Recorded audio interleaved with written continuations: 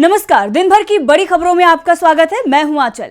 आज इस बुलेटिन में बात होगी भारत जोड़ो न्याय यात्रा के जबरदस्त आगाज की। इंडिया गठबंधन में बन गई बात करेंगे अखिलेश यादव के बयान से मुश्किल में आई बीजेपी की। जानेंगे देवड़ा के इस्तीफे पर क्यों पीएम मोदी पर उठे सवाल। राजस्थान सरकार ने कैसे मोदी के दावे को बना दिया जुमला। और बुलेटिन के आखिर में बात शिवराज की मोदी सरकार पर निशाने की। इसके अलावा और भी कई बड़ी खबरों से आपको कराएंगे रूबरू। लेकिन तमाम बड़ी खबरों से पहले एक नजर सुर्खियों पर। मुस्लिम पर्सनल लॉ बोर्ड का मोदी सरकार पर हमला, कहा प्राण प्रतिष्ठा समारोह में पीएम मोदी की मौजूदगी, सेकुलरिज्म पर संकट, दूर रहे मुसलमान। कर्नाटक में बीजेपी सांसद अनंत हेगड़े के बयान से मुश्किल में फंसी पार्टी, मस्जिदों के खिलाफ की थी टिप्पणी, कांग्रेस ने घेरा तो बीजेपी ने हेगड़े के बयान से किया किनारा। एक बार फिर अपनी पार्टी का नाम बदलने की तैयारी में के चंद्रशेखर राव, बीआरएस की जगह फिर पार्टी का नाम करना चाहते हैं टीआरएस। विधानसभा चुनाव हारने के बाद पार्टी नेताओं ने हाईकमान को दिया सुझाव। झारखंड में बजट पर प्लानिंग हुई शुरू, सीएम हेमंत ने अधिकारियों को दिए कई निर्देश। 2024-25 के बजट में गांव, कृषि, किसान, रोजगार, नौजवानों और स्वरोजगार के प्रावधानों में वृद्धि पर विशेष फोकस करेगी सरकार। तो ये थी सुर्खियां। अब बात आज की सबसे बड़ी खबर की। राहुल गांधी की भारत जोड़ो न्याय यात्रा आज मणिपुर से शुरू हो गई है। यात्रा को लेकर जबरदस्त उत्साह दिखाई दे रहा है। जिस राज्य में शाम ढलते ही लोग घरों के अंदर छुप जाते हैं, वहां की सड़कों पर प्रदेश की जनता उतर आई है। मणिपुर में इस तरह का दृश्य कई दिनों के बाद दिखाई दिया है और ये सब हुआ है भारत जोड़ो न्याय यात्रा के चलते। यात्रा शुरू करने से पहले राहुल गांधी ने पीएम मोदी पर जमकर निशाना भी साधा है। देखिए ये रिपोर्ट। मणिपुर के थौम्बल से कांग्रेस नेता राहुल गांधी के नेतृत्व में पार्टी की भारत जोड़ो न्याय यात्रा शुरू हो गई है। पार्टी के राष्ट्रीय अध्यक्ष मल्लिकार्जुन खड़गे और राहुल ने भारत जोड़ो न्याय यात्रा को हरी झंडी दिखाई। राहुल को यात्रा का झंडा सौंपा। यात्रा को सुबह 11:30 बजे शुरू होना था, लेकिन कोहरे के चलते राहुल गांधी के विमान ने दिल्ली से देरी से उड़ान भरी, जिस कारण से यात्रा तय समय से 4 घंटे देरी से शुरू हुई और इसी कारण से आज यात्रा का अगला पड़ाव जो नागालैंड में था वहां नहीं पहुंच सकी। यात्रा आज रात मणिपुर में ही रुकेगी क्योंकि सुरक्षा कारणों से यात्रा को मणिपुर में रात को चलने की अनुमति नहीं दी गई है। राज्य के सीएम एन बीरेन सिंह ने कहा कि हमारी पहली कोशिश लोगों की जान बचाना है क्योंकि हालात किसी के हाथ में नहीं है। और यात्रा की शुरुआत करते हुए राहुल गांधी ने इसी मुद्दे पर बीजेपी को घेर लिया। राहुल ने कहा कि 2004 से मैं राजनीति में हूँ। पहली बार मैं हिंदुस्तान के एक ऐसे प्रदेश में गया जहाँ शासन व्यवस्था ध्वस्त हो गई थी। जिसे हम मणिपुर कहते थे वह मणिपुर रहा ही नहीं। 29 जून के बाद से मणिपुर बदल गया। कोने कोने में नफरत फैली, लाखों लोगों का नुकसान हुआ। लेकिन प्रधानमंत्री आपके आंसू पोंछने, आपसे गले लगने नहीं आए। ये शर्म की बात है। हम आपकी सुनने आए हैं, मन की बात सुनाने नहीं। राहुल ने कहा कि जब यात्रा शुरू करने की बात हुई तो मैंने साफ कह दिया था कि यात्रा शुरू करेंगे तो मणिपुर से ही और कहीं से नहीं। इस दौरान कांग्रेस अध्यक्ष मल्लिकार्जुन खड़गे ने भी पीएम मोदी पर निशाना साधा। उन्होंने कहा कि पीएम मोदी मणिपुर वोट के लिए आते हैं, लेकिन जब मणिपुर के लोग मुसीबत में हैं तब वे नहीं आते। वे समंदर की सैर करते हैं और राम राम जपते हैं। उनके मुंह में राम और बगल में छुरी, यह वे जनता के साथ ना करें। वोट के लिए ये सब ढोंगबाजी नहीं करनी चाहिए। न्याय यात्रा के दौरान आज जो भीड़ दिखाई दी उससे बीजेपी जरूर चिंता में दिखाई दे रही है। साथ ही यात्रा में इस बार पूरा इंडिया भी दिखाई दिया। सीपीआई, सीपीएम, जेडीयू, आरजेडी के नेता यात्रा में शामिल हुए। इसके साथ ही TMC, RSP, Forward Bloc, Shivsena, UBT और एनसीपी के नेता यात्रा के साथ चले। बीएसपी से निलंबित सांसद दानिश अली ने भी यात्रा में शिरकत की है। राहुल गांधी की यात्रा में इस बार पूरा इंडिया गठबंधन भी दिखाई दिया। साफ है कि इंडिया को राहुल गांधी की यात्रा से बहुत उम्मीदें हैं और इन उम्मीदों को बढ़ाया है गठबंधन में शामिल दलों के तालमेल ने। सबसे बड़ी मुश्किल सीटों के बंटवारे को लेकर थी, लेकिन ये काम भी अब आसान हो गया है। तो क्या है रणनीति सीट बंटवारे पर इंडिया की, देखिए इस रिपोर्ट में। इंडिया गठबंधन ने बीजेपी को रोकने का पूरा प्लान तैयार कर लिया है। पहले मजबूत गठबंधन तैयार किया गया और अब बीजेपी के खिलाफ ऐसी रणनीति तैयार की जा रही है जिससे उसकी राह और मुश्किल होती नजर आ रही है। इंडिया गठबंधन में शामिल पार्टियां केरल, पंजाब और पश्चिम बंगाल में आपस में मुकाबला करती दिखाई देंगी, क्योंकि इन राज्यों में बंगाल को छोड़ दिया जाए तो बीजेपी की कोई खास ताकत नहीं है। गठबंधन में संयुक्त उम्मीदवार देने पर इन राज्यों में इंडिया को उल्टा नुकसान ही हो सकता है, क्योंकि राज्य सरकार से नाराज वोट फिर विकल्प नहीं होने पर बीजेपी की तरफ जा सकता है। केरल में कांग्रेस और वाम दलों के अलग अलग लड़ने और पंजाब में आम आदमी पार्टी और कांग्रेस की आपस की लड़ाई में इन राज्यों की सभी 33 सीटें आसानी से इंडिया की झोली में आ सकती है। और कुछ ऐसे ही समीकरण पश्चिम बंगाल में भी बनते दिखाई दे रहे हैं, और जहां गठबंधन की जरूरत है वहां सीट बंटवारे का काम लगभग पूरा हो चुका है। बिहार को लेकर सीट बंटवारे का फॉर्मूला तो पहले ही तय हो गया था, मामला किस सीट पर किस दल का उम्मीदवार हो इस पर फंसा हुआ है। तो झारखंड को लेकर भी अब मामला बन गया है। हेमंत सोरेन ने लोकसभा चुनाव में कांग्रेस को राज्य की 7 सीटें देने की तैयारी कर ली है। 2019 में भी कांग्रेस राज्य में 7 सीटों पर चुनाव लड़ी थी। इसी तरह से दिल्ली, तमिलनाडु और महाराष्ट्र को लेकर भी बात बन चुकी है। यूपी को लेकर 2-3 दिन में तस्वीरें साफ हो जाएंगी। इंडिया में जहां गठबंधन की तस्वीर साफ हो चुकी है, तो एनडीए में अभी तक सीट बंटवारे पर चर्चा भी नहीं शुरू हो पाई है। जहां जरूरी वहां आमने सामने लड़ने को भी इंडिया गठबंधन के दल तैयार हैं, लेकिन एकजुटता बरकरार है। इसी बीच बीजेपी की तरफ से सपा को लेकर दावा किया जा रहा है कि अखिलेश यादव की पार्टी इंडिया से नाराज है, लेकिन अखिलेश यादव ने आगे आकर बीजेपी के सभी दावों की हवा निकाल दी है।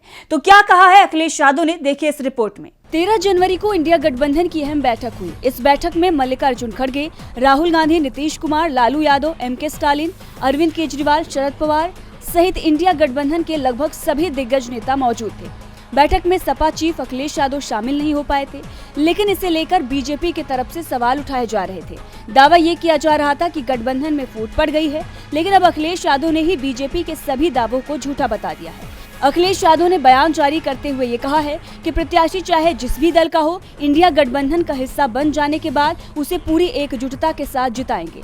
उत्तर प्रदेश की 80 लोकसभा सीटों पर बीजेपी को पराजित करने के लिए इंडिया गठबंधन के साथ सपा मजबूती से खड़ी है। वहीं मोदी सरकार पर सवाल खड़ा करते हुए अखिलेश यादव ने कहा कि लोकतंत्र और संविधान पर खतरा मंडरा रहा है। देश में बेरोजगारी, भ्रष्टाचार और महंगाई बढ़ती जा रही है। महिलाएं और बच्चियों की सुरक्षा दिन प्रतिदिन संकट में फंसती जा रही है और भाजपा जनता को इन मुद्दों से भटका रही है। भाजपा की नफरती राजनीति का मुकाबला समाजवादी विचारधारा से ही हो सकता है। उनके इस बयान से अब ये साफ हो गया है कि इंडिया गठबंधन अब मजबूती के साथ लोकसभा चुनाव की तैयारियों को लेकर एकमत होकर आगे बढ़ रहा है। अब ऐसे में भाजपा के लिए ये चिंता बढ़ाने वाली बात होगी। इंडिया मजबूत होता जा रहा है, जिससे बीजेपी की नींद उड़ गई है। ऐसे में बीजेपी ने कांग्रेस को झटका देने के लिए योजना बनाई, लेकिन बीजेपी की रणनीति उस पर ही भारी पड़ गई। मिलिंद देवड़ा ने कांग्रेस से इस्तीफा दिया, लेकिन वो बीजेपी में नहीं गए, शिवसेना में गए और मुश्किल में बीजेपी फंस गई। कैसे मिलिंद ने बीजेपी को मुश्किल में डाला, देखिए इस रिपोर्ट में। राहुल गांधी 14 जनवरी को भारत जोड़ो यात्रा शुरू करेंगे। जिस दिन कांग्रेस ने ये ऐलान किया था, उसी दिन से बीजेपी में घबराहट दिखाई दे रही थी और कोशिश हो रही थी कि इस दिन कांग्रेस को बड़ा झटका दिया जाए। विपक्ष की किसी बड़ी नेता की गिरफ्तारी की चर्चाएं तक चल रही थी। दावा किया जा रहा था कि इंडिया गठबंधन की जहां सरकार है, वहां किसी एक राज्य के सीएम की गिरफ्तारी 14 जनवरी को हो सकती है। लेकिन कानूनी दांवपेच में मामला उलझ गया तो अचानक ही खबर आई कि मिलिंद देवड़ा कांग्रेस छोड़ रहे हैं। देवड़ा ने एक्स पर पोस्ट करते हुए कहा कि कांग्रेस से मेरे परिवार का 55 साल पुराना रिश्ता खत्म हो गया है। और जब राहुल की यात्रा शुरू हुई, उसी समय खबर आई कि देवड़ा ने शिवसेना की सदस्यता ले ली है। देवड़ा के इस्तीफे पर कांग्रेस ने दावा किया है कि प्रधानमंत्री मोदी ने भारत जोड़ो न्याय यात्रा शुरू होने से पहले हेडलाइन मैनेजमेंट के लिए ये सब किया। डीवी लाइव से बात करते हुए जयराम रमेश ने कहा कि एक मिलिंद जाता है तो लाखों मिलिंद हैं जो कांग्रेस के संगठन और विचारधारा में विश्वास रखते हैं। रमेश ने कहा कि ये इस्तीफा प्रधानमंत्री ने तय किया है। मिलिंद तो एक कठपुतली हैं।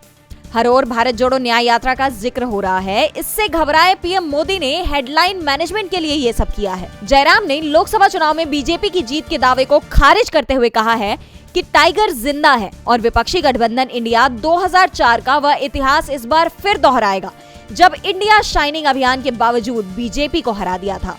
हेडलाइन मैनेजमेंट की कोशिश तो हुई, लेकिन भारत जोड़ो न्याय यात्रा के आगे ये सफल नहीं हुई। बीजेपी हर मामले में घिरती नजर आ रही है और अब उसके नेता ही ऐसे बयान दे रहे हैं जो पार्टी को परेशान कर रहे हैं। राजस्थान सरकार के मंत्री ने तो ऐसा बयान दिया जिसके बाद सवाल उठ रहे हैं कि क्या पीएम मोदी ने जो दावे राजस्थान की जनता से किए वो सभी जुमले थे। आखिर क्या कहा है भजनलाल सरकार के मंत्री ने, देखिए इस रिपोर्ट में। राजस्थान विधानसभा चुनाव के दौरान अशोक गहलोत पीएम मोदी से लगातार एक ही सवाल कर रहे थे कि अगर बीजेपी की सरकार बनती है तो हमारी सरकार की वेलफेयर स्कीम का क्या करेंगे। क्या इन्हें बंद कर देंगे? गहलोत का सवाल था कि बीजेपी ने पीएम मोदी को ही राजस्थान का सीएम उम्मीदवार बना दिया है, इसीलिए यह सवाल मुझे उनसे ही करना पड़ रहा है। गहलोत के दबाव में पीएम मोदी को मंच से ऐलान करना पड़ा था कि वो किसी भी योजना को बंद नहीं करेंगे, बल्कि उन्हें और अच्छा करेंगे। राज्य में बीजेपी की सरकार बनी और भजन लाल सीएम बने, तो गहलोत ने उनसे भी कहा था कि हमारी सरकार की दूसरी योजनाओं के लिए तो कुछ नहीं कहूंगा, लेकिन हाँ, चिरंजीवी योजना जनता के लिए काफी कल्याणकारी साबित हुई है, इसे बंद नहीं किया जाए। पहले तो भजन लाल ने भरोसा दिया था कि कोई भी कल्याणकारी योजना बंद नहीं होगी, लेकिन सीएम बनने के बाद उन्होंने एक के बाद एक योजनाओं को बंद करना शुरू कर दिया है। यानी सीएम भजन लाल अपने बयान से तो पलटे ही, पीएम मोदी के बयान से भी सरकार पलट गई है। अब पीएम मोदी के ऐलान को राजस्थान सरकार के मंत्री ने जुमला साबित कर दिया है। अशोक गहलोत की सरकार की जिस योजना की तारीफ पूरी दुनिया में हो रही थी, अब राजस्थान सरकार उसे बंद करने की तैयारी में है। 3 सप्ताह के अंदर ही गहलोत सरकार की कुछ योजनाएं बंद की जा चुकी हैं, तो कुछ के नाम बदले जा चुके हैं और अब चिरंजीवी योजना को भी बंद करने की तैयारी है। राज्य के चिकित्सा मंत्री गजेंद्र सिंह खींवसर ने चिरंजीवी योजना को लेकर बड़ा बयान दिया है। उन्होंने चिरंजीवी योजना को एक थोथा ढोल बताते हुए कहा है कि गहलोत की सरकार ने कहा था कि 25 लाख रुपए तक फ्री इलाज होगा, लेकिन आज तक किसी को 8 लाख रुपए से अधिक का लाभ नहीं मिला। खींवसर के इस बयान के बाद आशंका ये जताई जाने लगी है कि बहुत जल्द चिरंजीवी योजना बंद किया जा सकता है। मंत्री बनने के बाद खींवसर के अंदर अब अहंकार भी दिखाई देने लगा है, इसीलिए वो यमराज को भी आम इंसान बता रहे हैं और दावा कर रहे हैं कि मैं यमराज को भी धमका कर रखूंगा, जिससे वो किसी की जान ना ले सके। क्या राजस्थान से मोदी का वादा जुमला बन जाएगा? फिलहाल तो मंत्री के बयान से पीएम के दावे सवालों में हैं, तो सवालों में मालदीव के राष्ट्रपति की विदेश नीति भी आ चुकी है और अब मालदीव की जनता ने ही अपने राष्ट्रपति को जोरदार झटका दे दिया है। मालदीव के राष्ट्रपति मोहम्मद मुइज्जू के बयान अब उन्हीं की पार्टी पर भारी पड़ते दिखाई दे रहे हैं। राष्ट्रपति बनते ही भारत विरोधी बयानबाजी करना मुइज्जू को भारी पड़ गया है। राजधानी माले के मेयर के लिए हाल ही में हुए चुनाव में उनकी पार्टी बुरी तरह से हार गई। यह हार इसलिए चौंकाने वाली है क्योंकि मुइज्जू राष्ट्रपति बनने से पहले खुद यहाँ के मेयर थे, लेकिन उनके इस्तीफा देने के बाद चुनाव में उनकी पार्टी को हार का सामना करना पड़ा है। राष्ट्रपति चुनाव में भी मुइज्जू को माले से भारी लीड मिली थी। ऐसे में सवाल उठ रहे हैं कि क्या भारत विरोधी कदम उठाना मुइज्जू की पार्टी को भारी पड़ गया है। चुनाव में भारत समर्थक विपक्षी दल मालदीवियन डेमोक्रेटिक पार्टी उम्मीदवार आदम अजीम ने मुइज्जू की अगुवाई वाली पीपल्स नेशनल कांग्रेस की एशत अजीमा शकुर को हराया। एमडीपी उम्मीदवार को 60% से ज्यादा वोट हासिल हुए हैं, जिस कारण से मालदीव की मीडिया ने इसे बड़ी जीत करार दिया है। मेयर चुनाव की मिली हार के बाद मुइज्जू की चिंता बढ़ गई है, क्योंकि संसद में पहले से ही उनकी पार्टी बहुमत में नहीं है। यहाँ विपक्षी दलों की बहुमत है और अब माले का मेयर पद भी पार्टी के हाथ से फिसल गया है।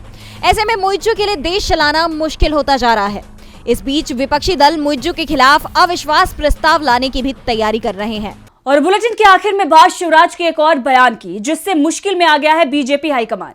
मध्य प्रदेश बीजेपी में जमकर बवाल मचा हुआ है। शिवराज सिंह चौहान और बीजेपी हाईकमान के बीच तनातनी चल रही है। शिवराज के बेटे ने हक के लिए किसी भी हद तक जाने के लिए कह दिया, तो वहीं अब शिवराज सिंह चौहान का एक और बड़ा बयान सामने आया है। शिवराज के बयान के बाद फिर से मोदी के मैजिक पर सवाल खड़े हो गए हैं। तो क्या है पूरी खबर, देखिए इस रिपोर्ट में। मध्य प्रदेश में डॉक्टर मोहन यादव को मुख्यमंत्री बने आज 1 महीना हो गया है, लेकिन शिवराज सिंह चौहान के बयान अभी भी उन्हें परेशान कर रहे हैं।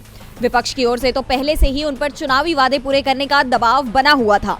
शिवराज का दबाव उन पर अब अलग से दिखाई दे रहा है और अब शिवराज ने एक ऐसा बयान दे दिया है जिससे बीजेपी हाईकमान भी परेशान दिखाई दे रहा है, क्योंकि शिवराज ने संकेतों में कह दिया है कि मध्य प्रदेश में जीत पीएम मोदी के चेहरे पर नहीं मिली थी। सीहोर में हुई बीजेपी की चिंतन बैठक में शिवराज ने कहा कि बीजेपी को भावनात्मक मुद्दों को उठाकर चुनाव लड़ना चाहिए। इस दौरान शिवराज ने कहा कि मध्य प्रदेश में बीजेपी की बड़ी जीत के पीछे लाडली बहन योजना का प्रभाव था। शिवराज के बयान पर बैठक में मौजूद बीजेपी के तमाम नेता चिंता में दिखाई दिए, क्योंकि शिवराज ने पीएम मोदी को जीत का श्रेय नहीं दिया, जबकि बीजेपी के नेता जीत के पीछे पीएम मोदी का चेहरा बता रहे थे। शिवराज समर्थकों की ओर से तो यहाँ तक दावा किया गया है कि अगर पीएम मोदी के चेहरे पर ही चुनाव जीत रहे हैं, तो फिर तेलंगाना में पार्टी तीसरे नंबर पर क्यों आई, जबकि यहाँ लोकसभा चुनाव में पार्टी दूसरे नंबर पर थी।